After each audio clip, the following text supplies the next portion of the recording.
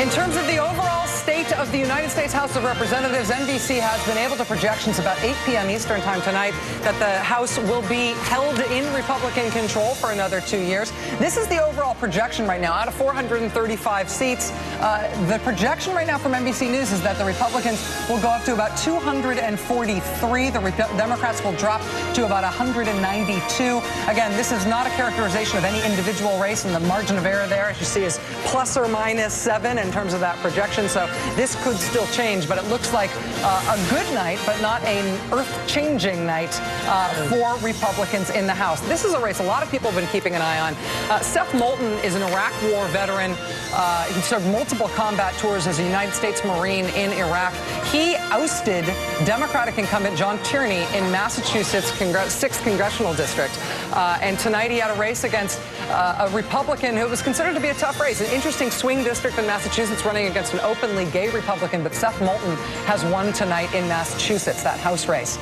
In Colorado, by the way, the polls have been closed for 45 minutes. The Senate race between Mark Udall and Cory Gardner is still too early to call, obviously. And as the governor's race there, here we have Ron Mott. He joins us now from Mark Udall headquarters out there in Denver. Ron, thank you for joining us. This is a race that the Democrats aren't particularly optimistic about. I can say in the last couple of days. How do they feel in the headquarters? Well, they're late getting here, for one thing, Chris. Good evening to you guys both. I think they're expecting a long night here, quite frankly. You saw the early numbers. Still a lot of ballots to be counted. The 3 counties that we're really looking at to determine whether this race goes Republican or Democrat are Arapahoe County to the south and east of Denver, Jefferson County to the west, and Larimer County up to the north. And those are swing counties.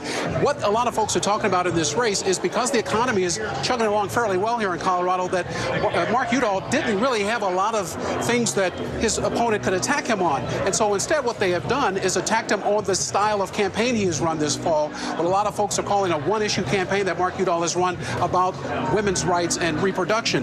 That message has sold pretty well around the country, but apparently is not selling as well here in Colorado. The numbers are showing that the voters are pushing back with that message, and some people have said that this is an extremist campaign that he's run here, and certainly that's not the kind of state Colorado is. Now, going forward, if the Democrats lose that seat, plus lose the governor's mansion as well, there's going to be some sobering post-mortem here about what this means for 2016, because President Obama won here in 2008 and 2012. What does this mean for 16 if they lose one or both of these seats and they go blue, or go red, I should say? Yeah. This state has been proudly purple over the past few cycles, but we could see a fundamental shift here, guys, tonight to the right. Yeah, proudly purple is right, and it's probably like a lot of states. It isn't like everybody's purple.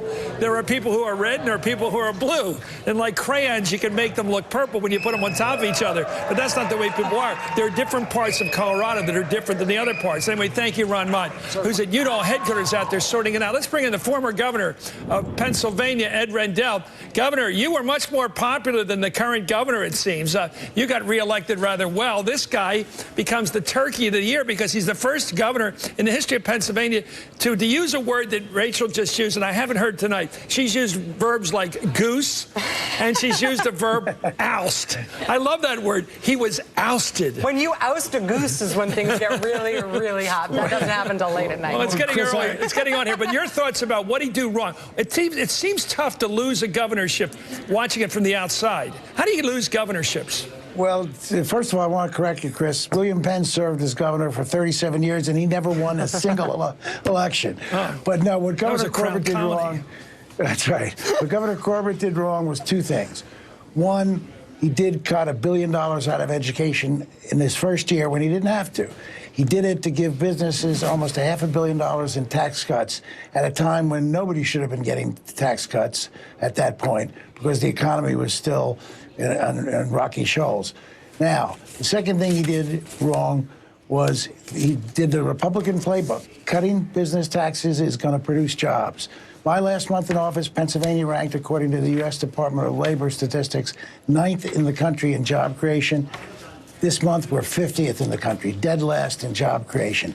So it didn't work. It never works. You and Rachel know it doesn't work on the federal level. It doesn't work on the state level. So the economy was crushed. Education was tanked. Our kids' scores went through the floor. And what's worse is he actually did raise taxes because the local school districts, in a desperate attempt to make up for the loss of the money, had to raise their own property taxes. So he made those two basic mistakes, and he never recovered. He was dead in the water after his first year. He's not a bad guy. He actually came to his senses. He had signed a no-tax pledge. He violated that for transportation, for a good infrastructure bill, which I stood in the Capitol and endorsed, but it was too late to change. And Reverend Sharpton is with me. Talk to the guy, what you raised the point earlier. Let's get a conversation out here. I think, and the governor and I have talked about it, I'm talking about Governor Rendell, not former governor that was defeated tonight. And I think that the education cuts and the whole voter ID, voter suppression efforts that the Pennsylvania legislation put through that was championed by this government helped to bring out a turnout. And I think you predicted, Governor Rendell, he would lose and he lost. I think this is a big victory for the labor and civil rights community tonight. Well, Reverend Sharpton's right, Chris and Rachel. To give you an example of how strongly those voter suppression efforts were felt, in the 46th Ward, which is West Philadelphia, a sort of lower middle class area of the city, almost 95% African American, the total vote in that ward was 5,028 to 133. Nice. So you get a sense from the community there that the people really rebelled against this effort to keep them out of the polling places. No question, no question. It backfired.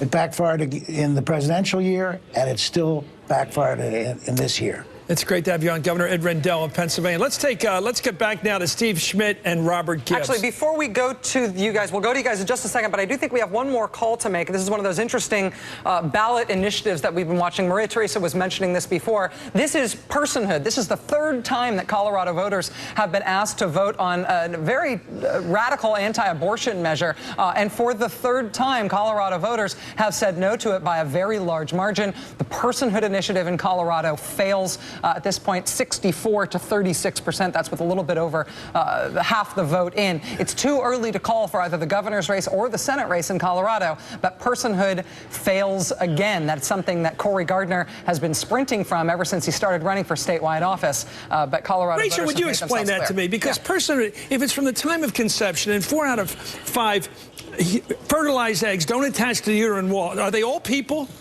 Yes. All of them, even though they don't attach and never begin to become a person. That's yes. And Bob Beaupre, has anybody thought through the science of this Bob Beaupre, running for Colorado governor, wants to ban the IUD because he believes that the IUD as a form of contraception is an abortion because of that same argument. Yeah, I know, but that's an argument they can make. But the personal argument, it says you are a citizen.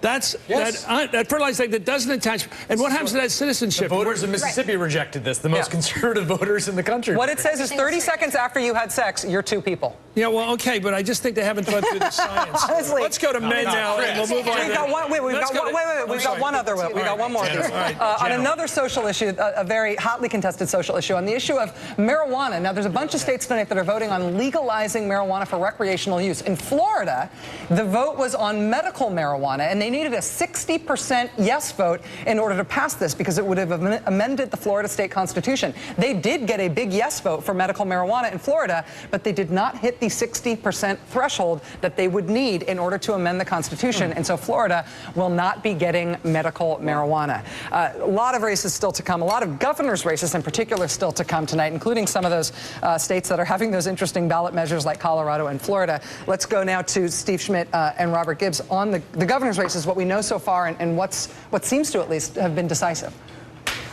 Well, look, I think when you look at the governor's races right now, you have a subplot playing out tonight, and that's with the presidential aspirants. Chief among them, Chris Christie, chairman of the Republican Governors Association. So I think it's still too early to make any big sweeping judgments on the governor's races. I think the news in Florida is looking somewhat encouraging for Republicans. In Illinois, very vulnerable Democratic governor who's slightly ahead in the race right now. But as these governor's races flesh out over the next couple of hours, I think it remains to be seen how many Republican governors lose, and certainly that will be an indictment on Chris Christie if it's more than a couple.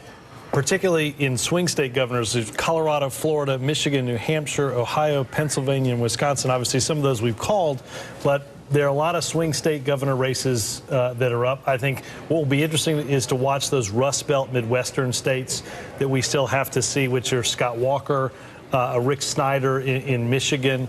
I think those are two that are going to be very interesting to watch. And as we look at Colorado, I mean, I think one thing that's got to be a little concerning with 62% or 63% of the vote in there is that the Senate candidate, Mark Udall, trails the Democratic governor.